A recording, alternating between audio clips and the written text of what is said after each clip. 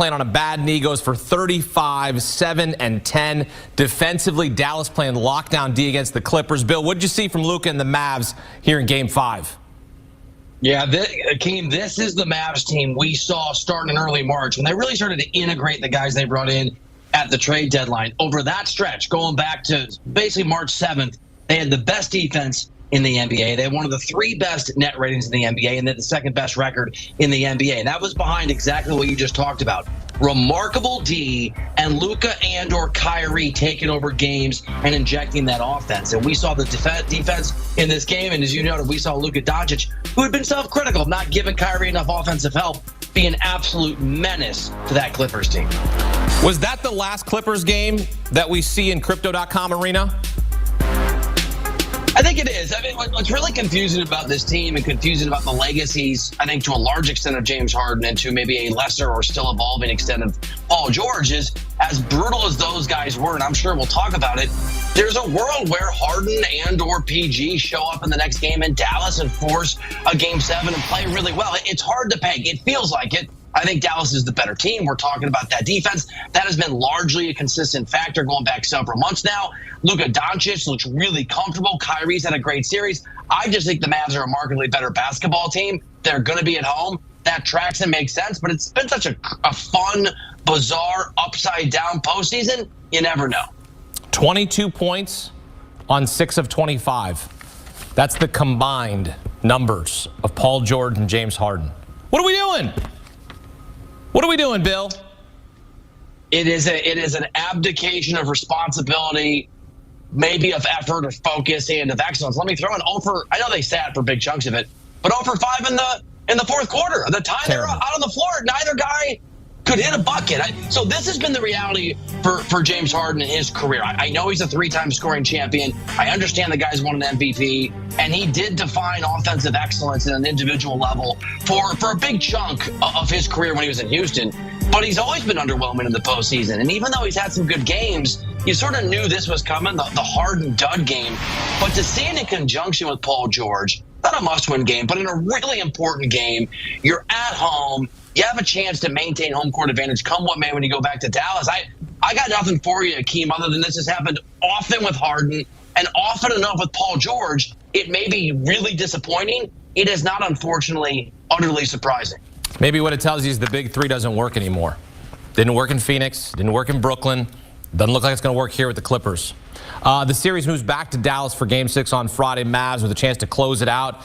And we'll never see a Clippers game back at Crypto.com Arena. But they have an amazing arena that's opening up. So don't worry, don't cry. There'll be great fans at that arena. Maybe they'll have better players to fill it out.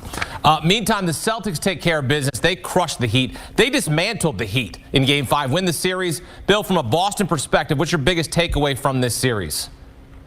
This is how you win basketball games. They don't play particularly well in super close games, but they haven't had to. The reason they're one of the, at least on paper, we'll see what happens this year, on paper, one of the most dominant teams, literally Akeem, in NBA history, is largely because they can destroy teams. They can annihilate your self-confidence. They can hit shot after shot after shot, which they did in this game. They can get contributions offensively from 2, 3, 4 guys, which they did in this game, and they can shut you down defensively. Now, the Heat's poor shooting night is in part because of the Heat, but they got held and harassed to 10% on their three-point shots, and they took almost 30 of them.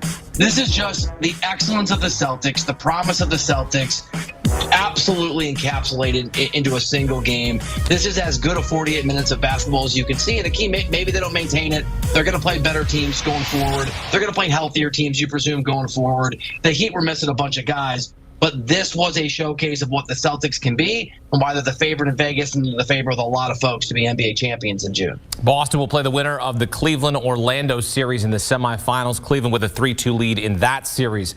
As for Miami, what's next for the Heat, Bill? I mean, nothing easy. Nothing easy. I mean, that Duncan Robinson contract is less than ideal. Tyler Hero did not play well at all in this particular closeout game. He didn't play well at all in this postseason, or at least in the series. And he's got a massive contract for several years to make the moves they'd want to make. This is sort of the Damian Lillard reality revisited. Whoever they try to get, Kevin Durant, it's a big if, Akeem, if Phoenix wanted to move on from him. Whoever, Donovan Mitchell, there's rumors that he may want to force his way somewhere else. Now, talking to folks around the NBA, he's more been linked with the Knicks or maybe the Lakers, but Miami's always a destination to get a guy like that, to get any of those guys. If you try to go get Trae Young, that's another name that's been tossed out there. Who are you going to offer? Tyler Hero on that contract after that performance? You don't really, I mean, you have draft picks, but the Heat are always good enough that they're not that valuable. There is not an easy solution. They need another star. They need more offense. Look, Jaime Jaquez was awesome and wasn't able to play, so that's promising if you're Miami. And I still think when you have Jimmy Butler, you can be really good, but you don't have the kind of flexibility that make that kind of move easy. They couldn't get Lillard for a reason, and whoever their next version of Lillard is, they're going to be hard to land in the summer, even though they need more help. Well, it's no surprise that Boston won. When we previewed this series, I told you that the Celtics were minus 8,000 when the series was open to win the series. That's crazy. And you said that the Heat would get one. The Heat got one. They got no more. Got one. Bill, thanks. Here's a look at the Heat's largest cap hits next season. Jimmy Butler, $48.8 million. $157 million is tied to 5 players next season. Butler, Adebayo, Hero, Rozier, and Robinson. So they got to figure out what they're going to do this offseason.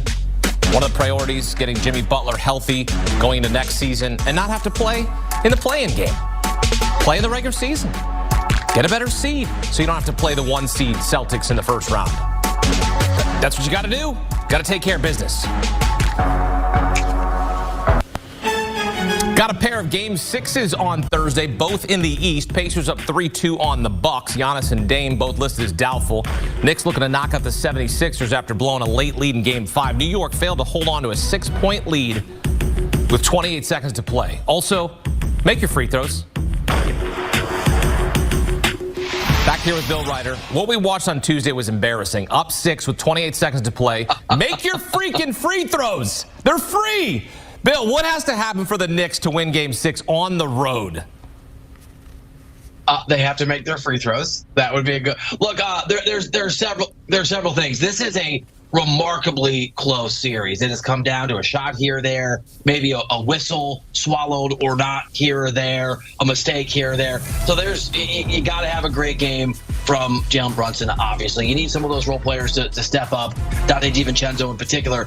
But here's an interesting stat for you. In every game in which the Sixers have, and only the 2, have out-rebounded the Knicks, the Sixers have won that game, Akeem. And so the battle for the boards is huge for the Knicks. They need those second champ points. They need to be more physical. They need to make, and they've done this, Joel Embiid in particular, feel those defensive players. You need to play Thibodeau basketball. So for me, New York obviously has to get a great performance from their star. He's got to get some help. Brunson's been really good. He was a little off the first 2 games. He's been outstanding since then. He's been remarkable, but he needs help offensively from his guys, and he needs his team to be physically dominating and to dominate that rebounding battle with Philadelphia. And make your freaking free throws. And make your free throws. Yeah. They're free. Yeah, they are. Pacers up 3-2 on the Bucks. Giannis and Dame both listed as doubtful. Both missed Game 5, and the Bucks still found a way to win. Shouts to Chris Middleton and Bobby Portis. Bill, what are the chances Milwaukee can do the improbable and force a Game 7 without their stars? I think it's unlikely, and you're right. They're doubtful, and I hope that they don't play. Look, I don't have access to the medicals, and the people in Milwaukee I talk to say they're going to be cautious. What else are they going to say? There is pressure on Doc Rivers, who is obviously the head coach, and John Horst, who is the GM, and maybe on Giannis and Lillard because they're competitors to be out there. You don't want to rush these guys, especially Giannis with the injury that he has. So let's presume that they're properly cautious, Akeem, and the assumption most people have around the NBA is that they don't play. I mean, I think their odds are small. I think their odds are, they got a chance, 35, 40%. You'd have to repeat what you got in that game that forced this return to Indy. You got to have a great game from Chris Middleton. He reclaimed that all-star level that he's had in the past and certainly had a few years ago when they made that championship run. Bobby Portis not getting kicked out of the game. What felt like 2 seconds into the game before that was helpful. He needs to have a big game. But the Bucks shot really, really well. They had a great shooting night. They were incredibly efficient. They hit their shots. It's a lot easier to do that when you're at home, especially when you're not a star.